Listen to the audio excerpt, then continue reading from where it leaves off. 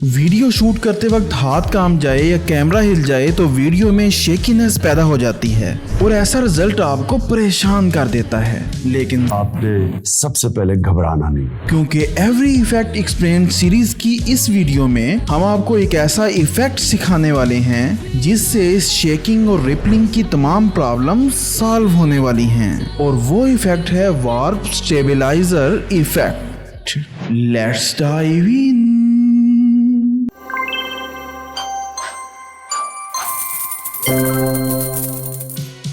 इस warp stabilizer effect को अपने क्लिप पर अप्लाई करने से पहले दो बातें जो बहुत इंपॉर्टेंट है वो आपको बतानी जरूरी हैं। कैमरा वर्क के दौरान ही असल स्टेबलाइजेशन होती है और उसी वक्त आपने अपने हाथ को भी कंट्रोल करके रखना है और कैमरे को भी कंट्रोल करके रखना है। और अगर बहुत ज़्यादा शेकीनेस हद से ज़्यादा हो तो फिर ये वार्प स्टेबलाइजर या कोई भी इफेक्ट काम नहीं करेगा। बहुत ज़्यादा शेकीनेस को फिर वो कंट्रोल नहीं कर सकता। दूसरी बात ये है कि ये जो वार्प स्टेबलाइजर इफेक्ट है ये एजेस से क्रॉपिंग भी करता है और जूमिंग भी करता है। अगर आपने वार्प स्टेबलाइजर इफेक्ट इस्तेमाल करना है तो शूटिंग करते वक्त आपको वाइड एंगल पे शूट करना पड़ेगा। वाइड एंगल पे जब आप शूट करेंगे तो फिर क्रॉपिंग या जूमिंग जितनी भी होगी उसकी वजह से एजेस वगैरह कट जाएंगे और जूम हो जाएगा।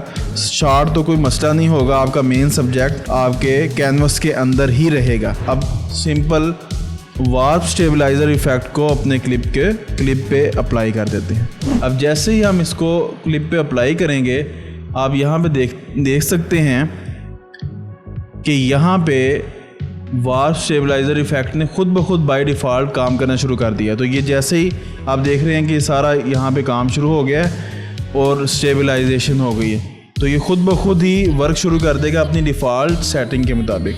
तो ये अब इसने एक स्टेबलाइजेशन भी करके हमें दे दी है, ये आप देख सकते हैं।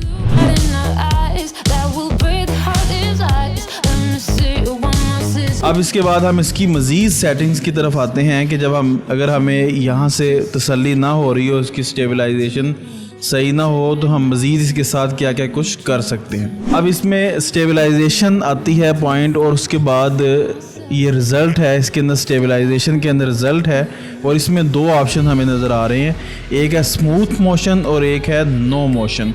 स्मूथ मोशन और नो मोशन। उसी वक्त स्मूथ मोशन लगाना चाहिए जब आपका क्लिप में बहुत ज़्यादा हरकत हो रही हो या डांस हो रहा हो, कोई हरकत ज़्यादा हो रही हो, फाइट का सीन हो, गाड़ियाँ वगैरह चल रही हो, इस तरह का कोई मोशन हो तो फिर आपको स्मूथ मोशन रखना चाहिए ताकि वो मोशन को स्मूथ करे। और अगर आपने ट्राई पैड जैसा रिज़ल्ट देना है तो फिर आपने नो मोशन से स्टेबलाइजेशन करनी है, जिस तरह ट्राई पैड का अगर आपने रिज़ल्ट देना है। लेकिन अगर हरकत वगैरह हो रही हो तो फिर स्मूथ मोशन के ऊपर ही इसको आपने रखना है। और ये बहुत ज़रूरी है इसलिए कि अगर हरकतें वगैरह बहुत ज़्यादा हो रही हैं और बहुत ज़्यादा मूविंग सीन है तो स्मूथ मोशन नहीं रखेंगे और दूसरा रखेंगे तो वो काम नहीं करेगा। दोनों अपने अपने वक्त पे ही और अपने अपने मौके पर ही ठीक लगेंगे। इसके बाद एक बहुत ही इम्पोर्टेंट है स्मूथनेस। जो स्मूथनेस है इसको अगर आप स्मूथिंग नहीं हो रही तो इसको जितना कम करेंगे उतनी ही बेहतरीन रिज़ल्ट आएगा। आप इसको 15 तक भी रख सकते हैं और इससे कम भी करके देख सकते हैं। इसको आप 5 भी और 1 तक भी करके देख सकते हैं। जितना इसको कम करते जाएंगे उतना ही स्मूथनेस हमें यहाँ पे ज़्यादा नज़र आती जाएगी। इसके बाद आ जाता है मेथड का कंट्रोल, मेथड। और इस मेथड में हमारे पास 4 ऑप्शन हैं, पोजीशन और दूसरा पोजीशन स्केल रोटेशन और पर्सपेक्टिव और सब स्पेस वार्प। अब इसमें जो बाय डिफ़ॉल्ट होता है सब स्पेस वार्प, और सब स्पेस वार्प ही अक्सर औकात यही सही रहता है। और उसकी वजह ये होती है कि सब स्पेस वार्प जो होता है इसमें पर्सपेक्टिव भी आपको मिलेगा, पोजीशन स्केल रोटेशन के मुताबिक भी स्टेबलाइजेशन होगी और ये पोजीशन के मुताबिक भी, ये सारी चीज़ें आपको मिलेंगी। लेकिन अगर आप किसी दूसरे मोड के ऊपर जाएंगे तो एक एक चीज़ ख़त्म होती चली जाएगी। तो इसलिए यहाँ पे रखना ही इसको ज़्यादा बेहतर होता है। या इसको इस तरह भी समझ सकते हैं कि ये जो सब स्पेस वार्प है ये आपको 4D टाइप आपको स्टेबलाइजेशन देगा और पर्सपेक्टिव 3D टाइप देगा, ये position scale rotation 2D type stabilization देगा, और ये पोजीशन फिर 1D यानी 1 डायमेंशनल आपको स्टेबलाइजेशन देगा। तो इसलिए यही ज़्यादा बेहतर लगता है। अब ये आ जाता है इसके नीचे प्रिजर्व स्केल।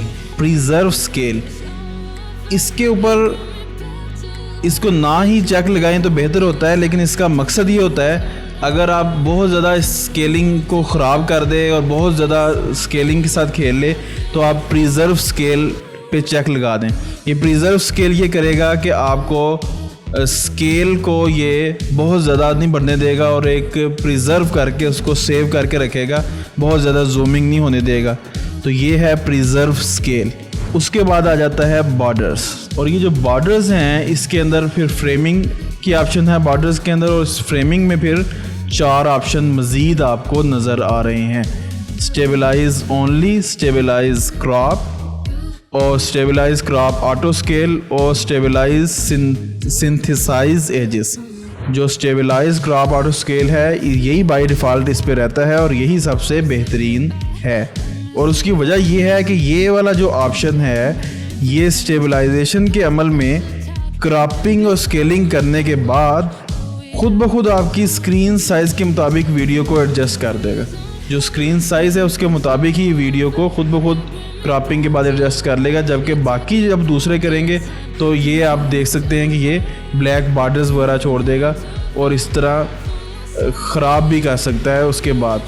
लेकिन स्टेबलाइज क्रॉप ऑटो स्केल ये करेंगे तो आपको कोई भी प्रॉब्लम इसमें नहीं आएगी। और अगर आप ये देखते हैं कि आपका जो इमेज है बहुत ज़्यादा इसमें स्केल्ड हो रहा है, जूम बहुत ज़्यादा हो रहा है, क्रॉपिंग भी ज़्यादा हो रही है, एजेस का भी मसला ख़राब हो रहा है, तो फिर आप यहाँ से स्टेबलाइज सिंथेसाइज एजेस को सिलेक्ट कर सकते हैं। स्टेबलाइज सिंथेसाइज एजेस को आप सिलेक्ट कर सकते हैं, ये आपके एजेस को सही रखेगा।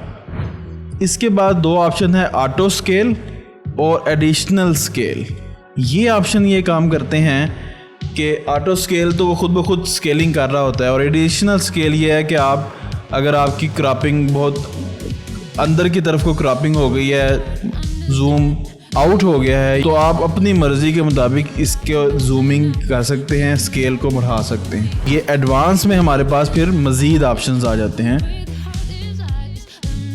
और इनमें फास्ट एनालिसिस पे खुद ही चेक लगा होता है। ये चेक लगा रहना चाहिए क्योंकि ये फिर फास्ट काम करेगा। अगर फास्ट एनालिसिस पे चेक नहीं लगाएंगे तो स्लो हो जाएगा काम। फास्ट एनालिसिस पे हमेशा चेक लगा होना चाहिए। और अगर आपका क्लिप बहुत ही ढीठ है, स्टेबलाइजेशन नहीं हो रही, तो फिर आप डिटेल्ड एनालिसिस पे भी चेक लगा सकते हैं, लेकिन इससे आपके काम बहुत स्लो हो जाएगा। उसके बाद ये बहुत इम्पोर्टेंट है रोलिंग शटर रिपल। बाज़ दफ़ा जब आप कैमरा वर्क करते हैं तो कैमरा बहुत ज़्यादा हिलाना पड़ता है, जिस तरह कोई डांस का क्लिप आप रिकॉर्ड कर रहे हो या फाइट का क्लिप रिकॉर्ड कर रहे हो, तो बहुत ज़्यादा कैमरा जब हिलता है तो उसमें रिपलिंग पैदा हो जाती है, तो यानी वेवी किस्म की उसमें चीज़ पैदा हो जाती है, इफ़ेक्ट। तो उसको सही करने के लिए ये रोलिंग शटर रिपल है, और इसमें ऑटोमेटिक रिडक्शन ही सही रहती है। लेकिन अगर बहुत ही ज़्यादा रिपलिंग है तो फिर आप इनहेंस रिडक्शन के ऊपर भी चेक लगा सकते हैं। अब ये आता है क्रॉप लेस और स्मूथ मोर। ये जो क्रॉप लेस और स्मूथ मोर वाला ऑप्शन है, अगर क्रॉपिंग हो गई है ज़्यादा, आपकी वीडियो में क्रॉपिंग ज़्यादा हो गई है, तो आप इसको क्रॉप लेस की तरफ ले जाएंगे, क्रॉप लेस की तरफ ले जाएंगे। और अगर क्रॉपिंग ठीक है, क्रॉपिंग में मसला नहीं है, स्मूथनेस में कोई कमी है, तो आप इसको दूसरी तरफ राइट साइड पे ले जाएंगे। अगर क्रॉपिंग में मसला है तो लेफ़्ट साइड पे, और अगर क्रॉपिंग सही है और स्मूथिंग में मसला है तो आप इसको राइट साइड पे ले जाएंगे, बढ़ा और कम करके। ये आप चेक करके देख सकते हैं। सिंथेसिस इनपुट रेंज सेकंड है। ये ऑप्शन इस चीज़ को मुतय्यन करता है कि हर फ्रेम के कितने सेकंड पहले और कितने सेकंड बाद जो प्रीमियर प्रो है किसी फ्रेम के एजेस को सिंथेसाइज करने के लिए देखता है। और ये करता ये है कि आपके रेंडर टाइम को लंबा कर देता है, लेकिन उससे स्मूथनेस मज़ीद बढ़ जाती है। इसे कम से कम करते हुए आप 1 सेकंड तक भी कर सकते हैं। अब ये आ जाता है सिंथेसिस एज फेदर। ये आपके बॉर्डर्स के साथ ये ऑप्शन खेलेगा और आपके बॉर्डर्स को स्मूथ कर देगा। इसे भी आप कम से कम और ज़्यादा से ज़्यादा करके देख सकते हैं बॉर्डर्स किस हद तक स्मूथ हैं और किस हद तक नहीं हैं। और ये जो आखिरी है कि सिंथेसिस एज क्रॉपिंग, इससे और इसमें आगे से 4 हैं। आपने कहाँ से ऊपर से क्रॉप करना है, नीचे से करना है, दाएं से करना है, बाएं से करना है, ये सारा आप इसके ज़रिए से ये क्रॉप कर सकते हैं। जहाँ से भी आपने क्रॉप करना हो वहाँ से आप उस ऑप्शन को आप इंतखाब करेंगे और उस ऑप्शन से आप इसको क्रॉप कर लेंगे। और जो सबसे आखिर में हाइड वार्निंग बैनर है, हाइड वार्निंग बैनर, ये पूरा बैनर आ रहा होता है। अगर आप दूसरा काम करना चाहते हैं, आप ये नहीं इस बैनर को देखना ही नहीं चाहते, तो आप इसको हाइड कर सकते हैं। ये जो एनालाइजिंग इन द बैकग्राउंड और स्टेबलाइजेशन यहाँ पे आ रहा होता है, इसको आप यहाँ पे हाइड कर सकते हैं हाइड वार्निंग बैनर के ऑप्शन के ज़रिए।